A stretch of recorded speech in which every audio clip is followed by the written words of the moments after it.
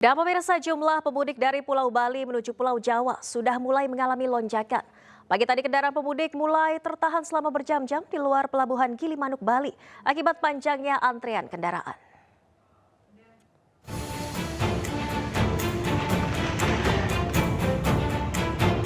Antrean panjang kendaraan pemudik mulai terjadi di pelabuhan Gilimanuk, Bali Senin pagi. Kendaraan tertahan di luar pelabuhan Gilimanuk hingga area parkir manuver sebelum masuk pelabuhan Gilimanuk. Para pemudik harus bersabar untuk bisa masuk ke pelabuhan. Sementara itu di dalam pelabuhan Gilimanuk sudah dipenuhi kendaraan pemudik dan kendaraan logistik barang. Kendaraan roda 4 juga memenuhi setiap areal parkir di depan dermaga. Para pemudik mengaku sudah sampai di area pelabuhan Gilimanuk sejak dini hari. Namun mereka tetap harus mengantri beberapa jam untuk bisa menyeberang ke Pulau Jawa.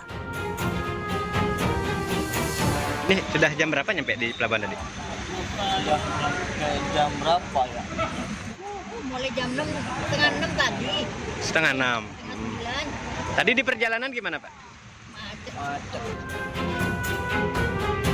Meski kendaraan roda 4 harus mengantri berjam-jam, namun tidak terjadi penumpukan kendaraan di jalur sepeda motor, terutama di depan loket tiket.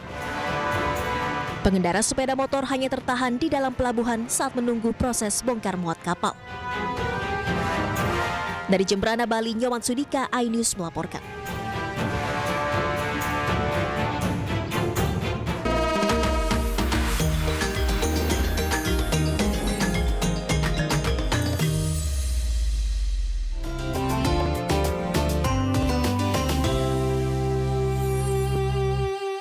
Acara ini dipersembahkan oleh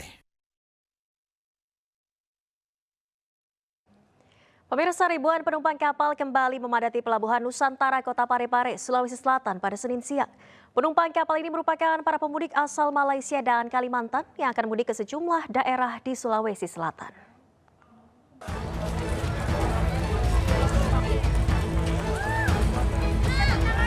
Dengan menggunakan KM Pantokrator, sebanyak 1.500 pemudik tiba di Pelabuhan Nusantara Kota Parepare, Sulawesi Selatan. Penumpang kapal ini berasal dari Malaysia dan Kalimantan yang akan mudik ke kampung halamannya di sejumlah daerah di Sulawesi Selatan. Untuk lebaran. Memang keluarganya di mana? Semua di sini. Ya. 2 tahun lebih. 3 tahun lah. Keluarga. Ya bini, anak, semua sekolah kuliah. Kantor Kesyah Bandaran dan Otoritas Pelabuhan Parepare mencatat hingga hari ini sudah ada 11.000 pemudik yang tiba di Pelabuhan Nusantara Parepare. Penumpang turun diprediksi sekarang sudah di atas 11.000. Itu ada kenaikan berapa persen Pak dibanding? Jadi kalau kenaikan memang antara plus dan minus, nanti kita prediksi ada kenaikan 5% naik dan turun. Diprediksi puncak arus mudik lebaran di Pelabuhan Nusantara Parepare akan terjadi pada pekan ini. Dari Parepare, Sulawesi Selatan, Erwin Eka Pratama, iNews melaporkan. Dan pemirsa, sepekan jelang lebaran, stasiun Pasar Senen sudah mulai dipadati pemudik. Kereta api masih jadi moda transportasi pilihan utama untuk pemudik. Kepadatan pemudik mulai terjadi di stasiun Pasar Senen, Jakarta Pusat. Sejumlah penumpang memilih mudik lebih awal sebelum periode cuti bersama lebaran untuk menghindari keramaian pemudik dan kenaikan harga tiket kereta. Sebanyak lebih dari 17.000 penumpang diberangkatkan hari ini melalui stasiun Pasar Senen, Jakarta Pusat.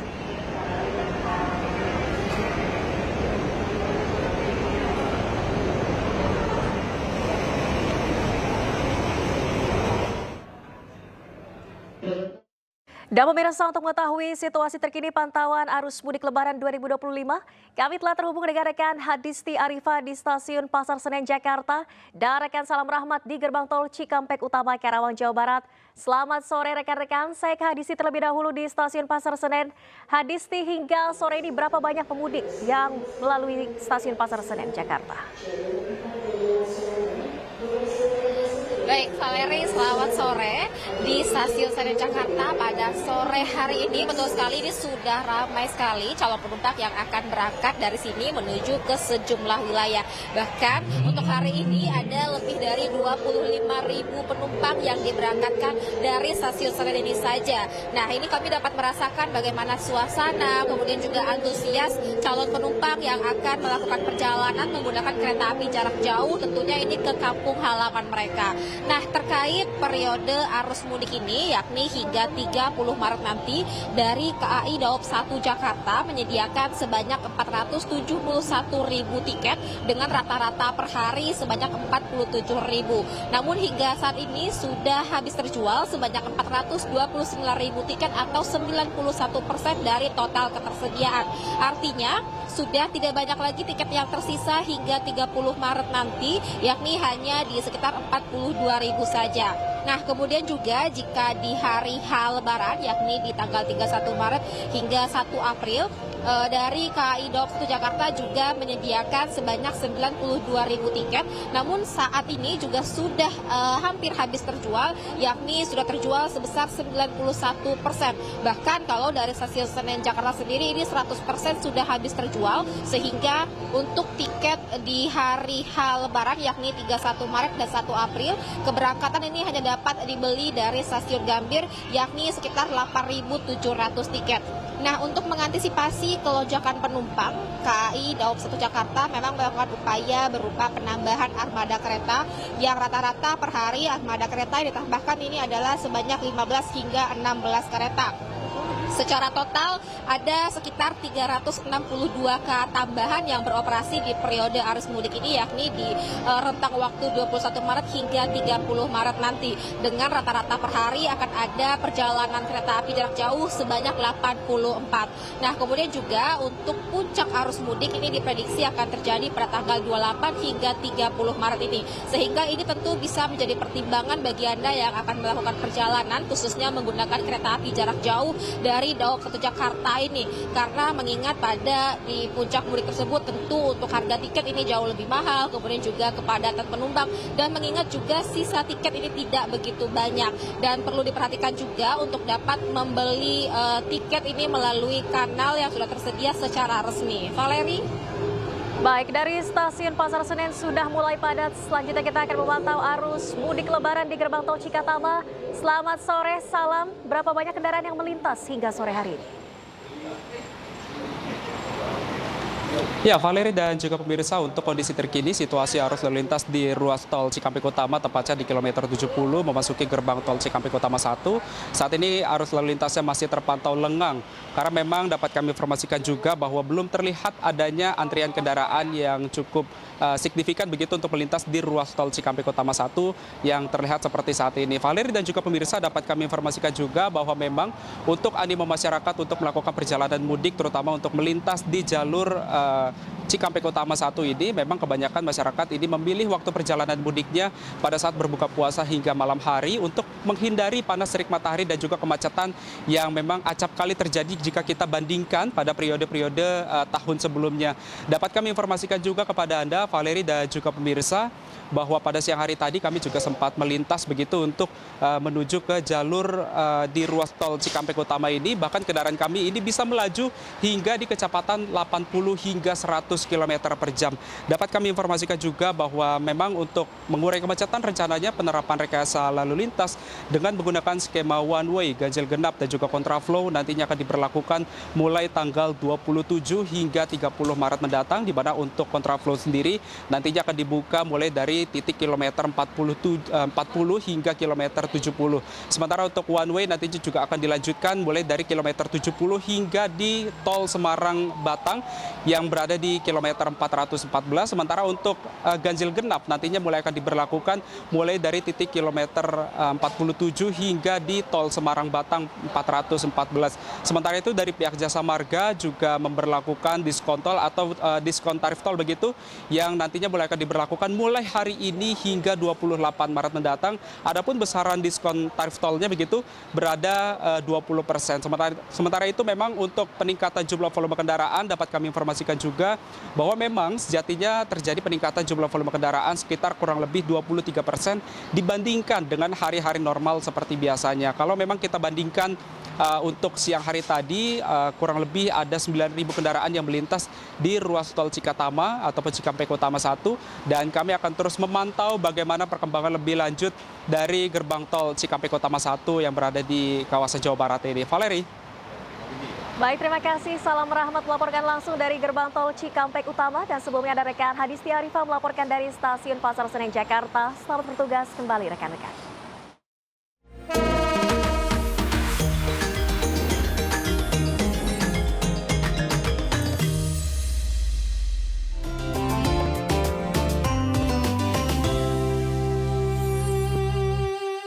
Acara ini dipersembahkan oleh Terima kasih Anda masih di ID Sore pemirsa. Meski menelan kekalahan telak di kandang Australia, peluang timnas Indonesia menang dari Bahrain tetap terbuka. Dan jika timnas menang dari Bahrain, semakin membuka peluang timnas melaju ke putaran keempat kualifikasi Piala Dunia Zona Asia.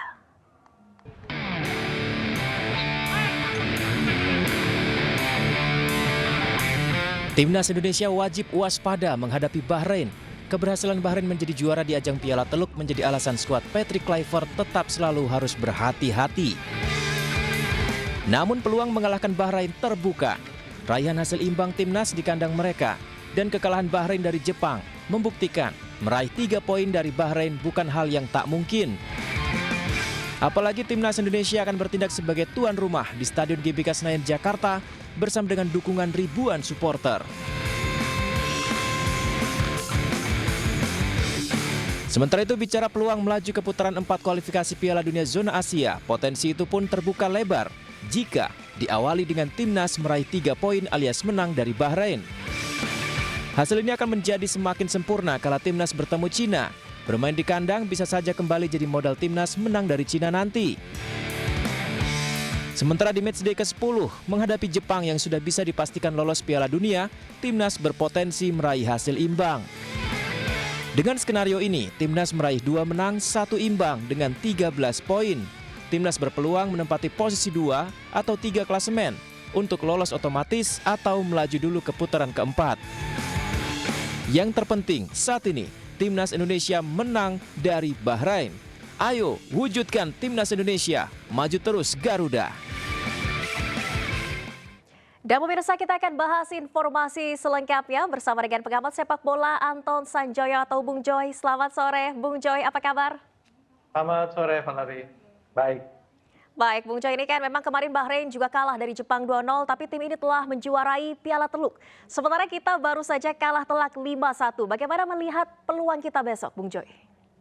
Ya, tentu yang pertama adalah kalahan 1-5 melawan Australia harus langsung dilupakan ya. Karena bagaimanapun juga kan kemarin itu kondisinya jauh dari ideal. Artinya banyak pemain itu kan baru datang pada tanggal 18, terutama Pak Kapten Jay Des. Jadi memang situasi di ruang ganti pun menurut saya jauh dari ideal. Sehingga kemudian penampilan Indonesia terutama kalau kita lihat setelah 15 menit, setelah Jay gagal mencetak gol dari sundulan, setelah Kevin Dix gagal mencetak gol melawan penalti, memang ngedropnya banyak banget. Dan ini yang harus menurut saya jadi evaluasi paling penting.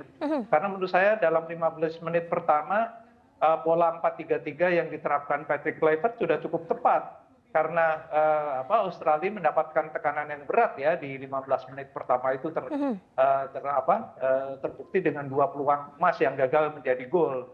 Tapi memang penurunan yang sangat drastis setelah kebobolan itu menurut saya yang harus segera dievaluasi dan ada solusinya. Karena itu akan sangat berpengaruh menghadapi Bahrain yang meskipun kalah melawan Jepang, tapi saya lihat pertandingan itu seru. Jepang pun menurut saya agak kesulitan ya menghadapi Bahrain yang baru saja memang menjuarai Piala Teluk. Dan progres mereka sejak ditahan imbang 2-2 oleh Indonesia itu sangat banyak ya. Dan saya lihat hampir semua pemain itu habis-habisan tampilnya dan mereka menurut saya juga cukup optimis bisa meraih poin di Jakarta. Jadi menurut saya itu yang harus jadi perhatian tim Indonesia meskipun di banyak opini diunggulkan Indonesia karena bagaimanapun kan mampu menahan mereka bahkan kalau nggak dalam tanda kutip dikerjai kan waktu itu menang Indonesia gitu loh. Jadi ini harus tetap jadi bahan evaluasi. Tapi rasa saya sih peluang Indonesia untuk menang sekarang cukup besar. Karena main di GBK sudah kumpul lagi beberapa hari, para pemain ini lengkap, dan meskipun ada 1-2 pemain cedera atau tidak fit, tapi rasanya 90% pemain dalam keadaan fit. Oke, formasi 4-3-3 15 menit pertama kemarin kita mampu menekan Australia. Kira-kira strategi menyerang ini akan tetap dipertahankan atau total football terlalu optimistis, Bung Choi? Dari sejak Kluivert datang lalu muncul pembahasan formasi dan macam-macam, kan memang tebakan paling banyak adalah prediksi paling banyak adalah formasi 4-3-3. Karena 4-3-3 itu kan formasi yang ofensif tetapi tetap balance gitu kira-kira, dan 4-3-3 ini kan banyak juga dipakai oleh tim-tim di Belanda sana, sehingga kemudian memang yang terjadi adalah formasi ini memang diterapkan. Memang agak sedikit berbeda dengan formasi awal yang dibangun oleh Sintayong. Tetapi memang back four flat ini memang lebih balance. Tapi kemarin itu kan ketika melawan Australia, menurut saya terlalu banyak lubang di lini tengah. Bukan di belakang ya, tapi di lini tengah. Sehingga pemain-pemain Australia ketika mereka mendapatkan angin, setelah Indonesia gagal mencetak gol, mereka betul-betul memanfaatkan lini tengah Indonesia yang bolong-bolongnya banyak banget. Nah ini yang harus dievaluasi dalam pertandingan melawan Bahrain. Karena menurut saya Bahrain tidak lebih jelek daripada Australia gitu. Ini yang harus diwaspadai, dan saya kira kelemahan-kelemahan kemarin itu terutama juga penyelesaian akhir harusnya sih udah bisa dievaluasi dalam 2 hari belakang ini ya. Karena oleh Rumeni menurut saya debutnya oke ya. Selain mencetak gol juga dia banyak sekali mengancam pertahanan Australia kemarin. Cuma memang lapangan tengah ini yang menurut saya tadinya kan kekuatan Indonesia itu ada di lapangan tengah. Top Haye, Nathan, Verdong kadang-kadang ada situ juga. Nah ini nggak ada intercept kemarin, itu terlalu leluasa pemain Australia. Sehingga kemudian sekarang tidak boleh lagi ada pemain-pemain Bahrain yang terlalu leluasa di lini tengah Indonesia. Ini yang barangkali sudah juga dicatat oleh Alex Pastor, oleh Kluivert, supaya dalam membangun serangan atau dalam bertahan ini lini tengah adalah departemen pertama yang menghadang serangan Bahrain. Dan saya rasa sih itu sudah dilatih berkali-kali nih di dalam 2 hari terakhir ini. Oke, tapi realistisnya kan memang kita targetnya adalah masuk ke putaran keempat. Tapi masih mungkin, Bung Choi, kalau kita menargetkan posisi 2 untuk lolos langsung Piala Dunia? Rasanya berat sekali, karena kalau posisi 2 itu tergantung tim lain, dan yang kedua harus menang 3 pertandingan. Melawan Bahrain, Cina, dan Jepang. Rasanya agak tidak mungkin memenangkan laga melawan Jepang di Osaka, karena Jepang itu kan meskipun sudah lolos, itu juga mereka tidak mungkin akan memberikan kemenangan begitu saja kepada Indonesia. Kita aja dihajar 4-0 kan di sini, dan mereka kemarin melawan Bahrain pun setelah kesulitan mereka betul-betul ngotot dan bisa mencetak 2 gol. Gitu loh. Jadi kalau untuk posisi 2 rasanya udah tertutup, tetapi kalau untuk posisi 3 atau 4 masih terbuka asal menang lawan Bahrain. Itu yang pertama, karena pertandingan lawan Cina menurut saya 60% harusnya menang. Lawan Jepang draw aja menurut saya udah bagus. Jadi rasanya kalau posisi 2 udah tertutup, karena posisi 2 ini sekarang direct kompetitornya adalah Australia dan Arab Saudi, dan mereka rasanya sih dari sisi kekuatan mereka lebih baik ya, dari sisi lawan pun mereka lebih baik. Baik, yang terpenting peluang kita masih terbuka lebar, dan yang terpenting juga jangan meremehkan Bahrain. Terima kasih banyak Bung Choi telah berbagi di ID Sore. Sehat selalu, salam sepak bola. Sama-sama, terima kasih.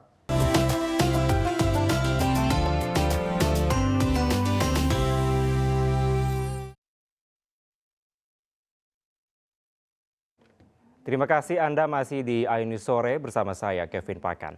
Pemirsa, serupa dengan suasana Ramadan di Indonesia, Ramadan di Mekah, Arab Saudi juga diwarnai dengan berburu takjil. Ribuan jemaah umroh lintas negara rela berdesakan demi mendapatkan takjil gratis.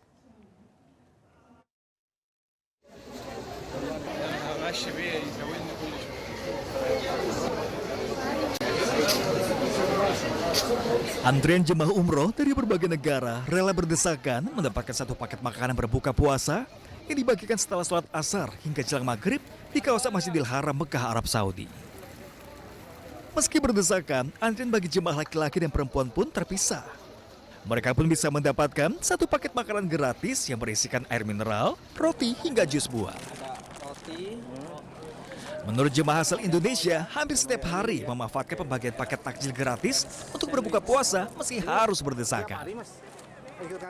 Ya, seperti yang kita ketahui bersama bahwa orang-orangnya ini dari berbagai macam negara semuanya berkumpul menjadi satu di Tanah Suci ini. Mas ini ngantri juga dan berdesakan ya? Iya, ya saya di sini juga berburu takjil bersama berbagai macam negara ya. Ada yang berkulit hitam, ada yang berkulit putih, termasuk saya orang Indonesia. Setiap tahunnya selama bulan Ramadan, Masjidil Haram di Mekah, Arab Saudi membagikan jutaan paket takjil yang dibagikan secara gratis kepada para jamaah yang tersebar di berbagai tempat menuju Masjidil Haram. Dari Mekah, Arab Saudi, Yono Wahyu, iNews melaporkan.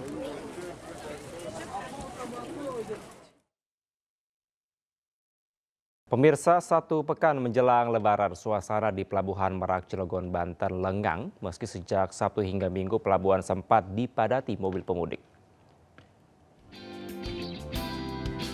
Kondisi ruang tunggu dan parkir antrean Pelabuhan Merak terlihat sepi. Hingga saat ini tercatat sudah ada 2.200 orang yang membeli tiket penyeberangan menuju Pelabuhan Bakaheni Lampung melalui online. PT ASDP Indonesia Ferry juga memastikan akan ada penambahan kapal apabila lonjakan pemudik semakin meningkat agar pelayanan penyeberangan dapat dilakukan dengan cepat sehingga tidak adanya penumpukan. Diprediksi puncak arus mudik di Pelabuhan Merak akan terjadi pada H-3 Lebaran.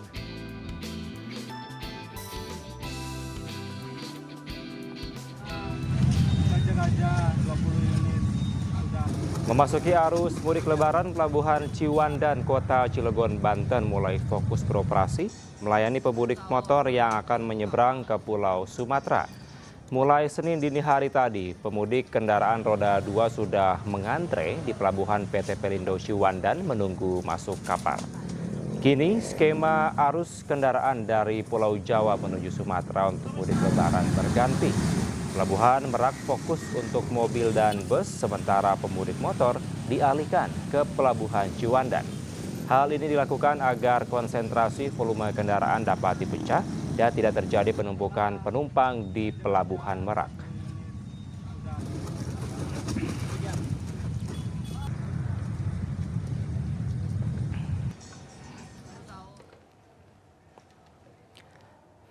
Dan pemirsa, untuk mengetahui situasi terkini pantauan mudik Lebaran 2025, kami telah terhubung dengan rekan Indra Setiabudi di Pelabuhan Merak, Banten, dan Iskandar Nasution di Pelabuhan Ciwandan, Banten. Selamat sore rekan-rekan, kita akan ke Indra terlebih dahulu. Ya Indra, bagaimana suasana arus mudik di Pelabuhan Merak, Banten saat ini? Baik, selamat malam Kevin dan juga pemirsa, dapat kami informasikan di lokasi saya melaporkan di Pelabuhan Merak, Banten. Diketahui Kevin dan juga pemirsa bahwa sepekan lagi umat muslim khususnya merayakan yang saat ini menjalankan ibadah puasa akan merayakan Hari Raya Idul Fitri 1446 Hijriah. Di mana momen tersebut biasa dijadikan momentum untuk berkunjung ke tempat wisata maupun juga bersilaturahmi ke sana keluarga di kampung halaman. Seperti pantauan kami Kevin dan juga pemirsa bahwa untuk hari ini Kevin dan juga pemirsa bahwa terkait keramaian kepadatan di area di Pelabuhan Merak ini masih terpantau kondusif. Namun Anda bisa saksikan tadi pantauan kami siang hingga sore hari tadi ini masih terpantau kondusif dan saat ini sudah ada antrian Kevin dan juga pemirsa. Anda bisa saksikan di belakang saya ini mobil-mobil sudah berjejer begitu untuk menunggu kedatangan kapal feri dan nanti akan mengangkut para pengendara ini. Dan Kevin dan juga pemirsa bahwa memang untuk update terkini, meskipun terpantau masih kondusif, belum ada kemacetan maupun kepadatan dari penumpang, namun ASDP ini menghimbau untuk masyarakat tetap melakukan pemilihan jadwal secara cermat untuk menghindari kepadatan yang mana ini ASDP akan memprediksi puncak arus mudik 2025 ini di Pelabuhan Merak ini akan berlangsung tanggal 28 hingga 29 Maret, yang mana ini sangat penting sekali Kevin untuk menghindari kepadatan di area Merak ini. Dan kami juga dapat informasikan juga bahwa Kevin, kalau update yang kami terima di per hari kemarin, Kevin, ini mencapai 160.000 orang sudah diberangkatkan dengan 40.000 lebih kendaraan sudah bertolak dari Pulau Jawa menuju Pulau Sumatera, dan ini akan terus meningkat Kevin. Dan kami juga masih menghimbau bagi masyarakat yang masih melakukan kegiatan arus mudik, di mana kesiapan ataupun fisik Anda dan kesiapan kendaraan Anda harus tetap sehat untuk merasa aman dan nyaman selama proses perjalanan. Dan kami informasikan juga Kevin dan juga pemirsa bahwa Pelabuhan Merak ini setidaknya menyediakan banyak kantong-kantong parkir, yang mana nanti masyarakat bisa menunggu yang mencapai kapasitas 8.000 kendaraan. Ini masyarakat bisa menampung kendaraan bagi masyarakat untuk menunggu antrian untuk memasuki area dermaga untuk menaik kapal feri menuju Bakauheni, Lampung. Dan dapat kami informasikan juga Kevin dan juga pemirsa bahwa ini akan terus meningkat, yang mana pihak ASDP tetap menghimbau bagi masyarakat ini harus tetap cermat dalam proses pemilihan jadwal untuk merasa nyaman dan aman selama proses perjalanan dan penungguan secara langsung. Demikian Kevin. Baik, sudah mulai ada antrean kendaraan namun tetap kondusif di Pelabuhan Merak, Banten. Kita akan pantau selanjutnya di Pelabuhan Ciwandan, ada rekan Iskandar. Bagaimana Iskandar, apakah sudah mulai juga ada antrean kendaraan di Pelabuhan Ciwandan saat ini? Ya, baik, sama dapat dipastikan tengah berada di Pelabuhan Ciwandan, Cilegon, Banten. Tempat dan ini bahwasanya kapal feri masih menunggu kendaraan roda 2 yang akan melintas menuju ke Pulau Sumatera.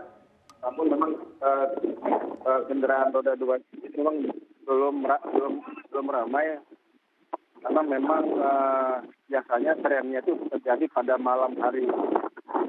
Untuk jalur menuju Ciwandan sendiri ini banyak dikeluhkan oleh para pengguna jalan, khususnya para pemudik sepeda motor, karena masih banyak jalan yang rusak dan banyak jalan yang dipenuhi pasir. Hal ini sangat dikhawatirkan akan terjadinya kecelakaan lalu lintas karena banyak pengguna jalan yang memang berasal dari luar Provinsi Banten. Demikian, Kevin.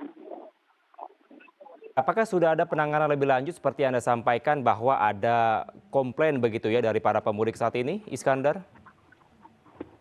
Ya, informasinya akan ada penyemprotan jalan dengan air oleh pihak damkar Kota Cilegon, Banten. Hal ini minimal dapat mengurangi pasir yang menumpuk di jalur lingkar selatan, yang mana menjadi jalur satu-satunya yang akan menuju ke Pelabuhan Ciwandan ini, Kevin.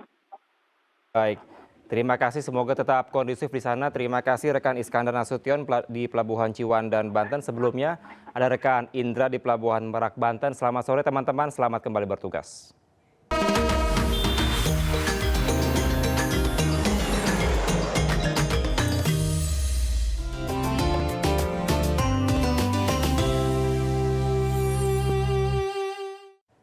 Pemirsa, pemudik sepeda motor tujuan Pulau Sumatera di Pelabuhan PT Pelindo Ciwandan, Kota Cilegon, Banten terus bertambah. Sejumlah pemudik mengaku sempat salah arah hingga ke Merak karena tidak mengetahui informasi pengalihan.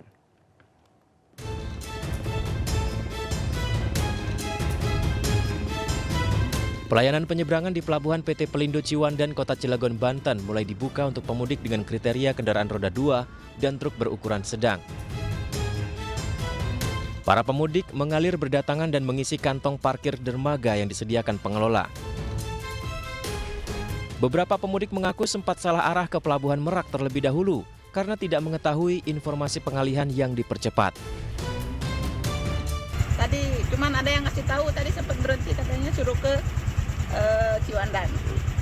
Sebelumnya belum tahu kalau misalkan langsung dialihkan belum ya? tahu, katanya sih kalau lihat berita kata orang mulai dari tanggal 26 baru di Ciwandan katanya. Tapi ini dimajukan Bu ya? Ya, tapi ternyata dimajuin ya. Terdapat 7 kapal yang beroperasi di pelabuhan ini. 2 kapal diantaranya melayani ke Pelabuhan Bakauheni dan 5 lainnya ke Pelabuhan PT Wika Beton. Dari Cilegon, Banten, Iskandar Nasution, iNews melaporkan. Kita ke informasi lain, pemirsa. CEO Danantara Rosan Roslani mengumumkan susunan lengkap daftar pengurus Danantara. Presiden ke-6 RI Susilo Bambang Yudhoyono dan Presiden ke-7 RI Joko Widodo dipercaya sebagai Dewan Pengarah Danantara. Agak yang lebih santai. Rosan menyampaikan sosok-sosok yang dipilih dalam struktur kepengurusan Danantara tak hanya memiliki pengalaman di bidangnya, tapi juga berintegritas. Ada nama Presiden ke-6 RI Susilo Bambang Yudhoyono dan Presiden ke-7 RI Joko Widodo yang menjadi Dewan Pengarah Danantara. Lalu di jajaran Dewan Penasehat diisi figur-figur internasional, diantaranya miliarder dunia Ray Dalio dan mantan Perdana Menteri Thailand Thaksin Shinawatra. Kemudian ada Ketua PPATK, KPK, BPK, BPKP, Kapolri, dan Jaksa Agung dalam Komite Pengawasan dan Akuntabilitas Danantara. Dan Menteri BUMN Erick Thohir dipercaya menjadi Dewan Pengawas Danantara. Iya, boleh tepuk tangannya yang meriah. Karena Danantara ini adalah suatu investasi negara yang sangat-sangat besar, dan tentunya ini diperlukan orang-orang yang tidak hanya mempunyai kapabilitas tetapi juga mempunyai integritas. Itu yang paling penting buat kami. Dan tentunya kita pun sudah menyampaikan bahwa kita akan selalu transparan, karena salah satu arahan dari Bapak Presiden adalah ini harus dilaksanakan dengan tata kelola atau good governance, dengan transparansi, akuntabilitas, integritas, dan juga tentunya dengan track record yang baik dan benar. Pemirsa, dalam rangka memberdayakan UMKM dan meningkatkan sektor wisata serta pemerataan ekonomi, Pegadaian mengadakan Festival Ramadan yang diselenggarakan di 61 kota di Indonesia. Salah satunya adalah di Kota Malang, Jawa Timur. Untuk memberdayakan UMKM, meningkatkan sektor wisata, pemerataan ekonomi, Pegadaian mengadakan Festival Ramadan dengan konsep bazar, hiburan, serta literasi keuangan diselenggarakan di 61 kota di seluruh Indonesia, salah satunya Kota Malang. Acara yang digelar secara 10 hari ini dilaksanakan di Malang Creative Center, MCC. Mengusung konsep bazar dan literasi keuangan, selain hiburan musik, ada bazar berbagai UMKM andalan di Kota Malang, mulai kuliner hingga pakaian dan berbagai aksesoris. Merasa bangga ya, karena kita terpilih, karena kan ini UMKM-nya tuh semuanya tuh dikurasi, jadi benar-benar dipilih sesuai dengan standarnya gitu ya. Jadi benar-benar memang UMKM yang aktif dan punya legalitas yang resmi gitu. Pastinya kita pengennya nih acara ini terus berlanjut setiap tahunnya, dan semoga kedepannya itu lebih banyak event-event lagi supaya lebih menarik lagi acaranya. Aneka lomba bertemakan Ramadan seperti fashion busana muslim. Selain itu juga Pegadaian yang memberikan literasi tentang investasi emas termasuk bank emas yang baru saja dirilis pemerintah. Acara hari ini yang berlangsung adalah Festival Ramadan Pegadaian tahun 2025. Jadi di sini kita memberdayakan UMKM, tentunya mendukung program dari pemerintah, kemudian dari sektor pariwisata, serta kita di sini juga mengedukasi masyarakat tentang produk-produk Pegadaian. Kita memperkenalkan tabungan emas, kemudian cicil emas, dan kita ada layanan sekarang bank emas yang baru saja diluncurkan dari Pegadaian. Kita berharap bisa memberikan manfaat kepada seluruh masyarakat, meningkatkan pendapatan dari UMKM, dan kita bisa mengedukasi seluruh masyarakat tentang pentingnya investasi untuk mempersiapkan masa depan yang cerdas bersama Pegadaian. Melalui berbagai kegiatan edukatif yang diselenggarakan dalam Festival Ramadan ini, Pegadaian berkomitmen untuk memberikan pemahaman yang lebih baik kepada masyarakat mengenai manfaat dan keuntungan dalam berinvestasi emas. Dari Malang, Jawa Timur, Denny Irwansyah, iNews melaporkan. Pemirsa, memasuki arus mudik lebaran, Menteri Perhubungan bersama dengan Kakor Lantas Polri meninjau langsung Pelabuhan Merak, Banten untuk memastikan kelancaran dari arus mudik. Tercatat jumlah pemudik dari Pulau Jawa ke Pulau Sumatera meningkat signifikan dibandingkan tahun lalu.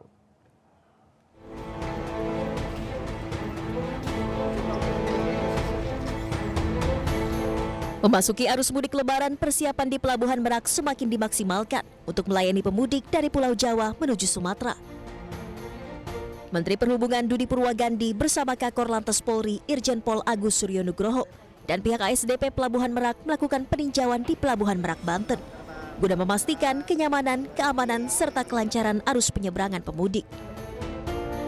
Menhub menyampaikan di awal periode mudik lebaran, jumlah pemudik sudah terurai karena pemberlakuan kebijakan Work from Anywhere atau WFA yang dimulai pada 24 Maret 2025.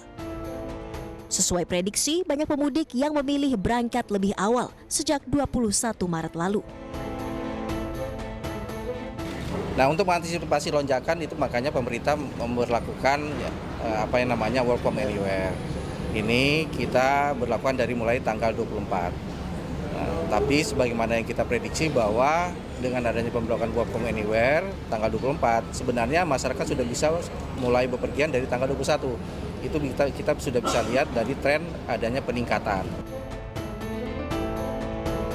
Di sisi lain, data ASDP menunjukkan adanya peningkatan jumlah penumpang sebesar 14,7% dibandingkan tahun 2024. Bahkan jumlah pemudik di Pelabuhan Merak pada H-9 melonjak hingga 84%. Kalau untuk peningkatan penumpang dibandingkan dengan 2024 yang lalu, H-10 itu ada perbedaan peningkatan itu sekitar 14,7% dibandingkan 2024. Nah, kemudian H-9 tahun lalu dengan sekarang itu ada peningkatan 84%. Trafiknya kalau dibandingkan dengan tahun 2024 di H-10 ada kenaikan 37%. Dari 115.000 yang meninggalkan gate tol menuju Transjawa naik menjadi 157.000. Jadi ada kenaikan 37,5%. Untuk hari kedua H-9 itu ada kenaikan 22,5%. Pemudik jalur laut di Pelabuhan Merak umumnya memilih menyeberang pada malam hari, sehingga kepadatan penumpang biasanya terjadi setelah azan maghrib. Lonjakan pemudik di Pelabuhan Merak diprediksi masih akan terjadi hingga H-3 Lebaran. Dari Merak, Banten, Rizky Ihwal, iNews melaporkan.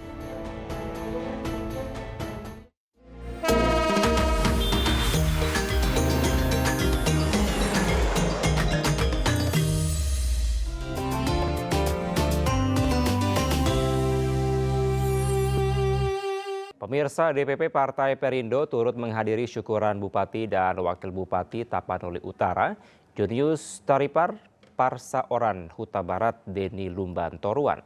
Pasangan yang diusung dari Partai Perindo ini mendapatkan dukungan penuh dari ribuan masyarakat yang turut hadir dalam acara syukuran tersebut.